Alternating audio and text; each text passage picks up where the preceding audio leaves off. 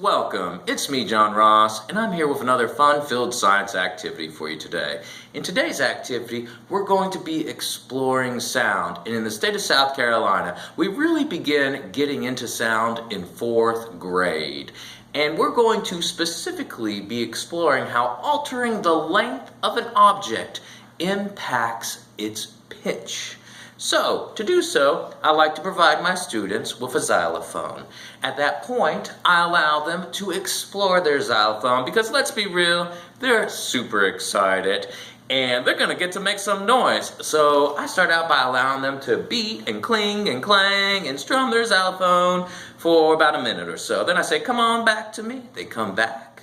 And that's when we get into the actual science side of things. And the first question I like to ask them, and they may have already figured this out, is which key generates the highest pitch? So I give them another 20 or 30 seconds, and they're clinging and they're clanging, and then I say, come back to me now. And they come on back, and at that point, they should be able to tell you that the shortest key, which is the pink key in this case, generates the highest pitch. Now, that being the case, I then ask them, can you identify for me which key generates the lowest pitch? And hopefully they can tell you that the red key, or the longest key, generates the lowest pitch. At that point, we can get into some higher level thinking questions because what they figured out is shortest to longest is high to low. And longest to shortest is low to high. And again, back to those higher level thinking questions. I like to ask my students, if I were to take the purple key and I were to stretch it out, make it so that it is the same length as, say, the yellow key, what would happen to the purple key's pitch? And hopefully they can take that basic knowledge that short equals high and long equals low, and then apply it. So if I made my purple key longer, I'm going to therefore make its pitch lower. Now, let's move on to our next tool that we can use to highlight this indicator, and that would be the triangles. And so again, I provide my students with their triangles and their clanger, and I ask them to go ahead and explore that triangle. So they cling, and they clang, and they explore all those triangles. And hopefully, after a few moments,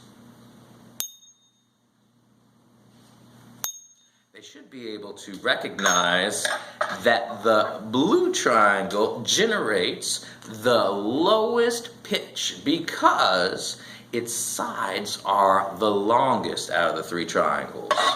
And the yellow triangle generates the highest pitch because its sides are the shortest. Then, friends, a third way that we can explore this indicator is to touch upon our glasses of water. And so I have altered the levels of water within these 5 glasses. And again, I allow my students to explore those glasses. And what, after a little bit of some time, they should be able to tell you is that the glass that has the most air generates the highest pitch. And the glass that has the least amount of air within it generates the lowest pitch. So then, like we talked about before, we can apply that basic knowledge and get to some higher level thinking questions, such as, what would happen to my second glass of water if I increased the amount of water within it? And what they should be able to do is tell you that, well, by increasing the amount of water within that cup, you're making it so that cup has less air. And if it has less air, it has a lower pitch. Well, what if I were to take that second cup and pour some of the water out? By pouring water out, you're making it so that there's more air, and more air means you're generating a higher pitch. Friends, I thank you for joining us today, and I hope you enjoyed the 3 different ways that you can examine how altering the length of an object can impact the pitch of those objects. Thank you. Have a good day.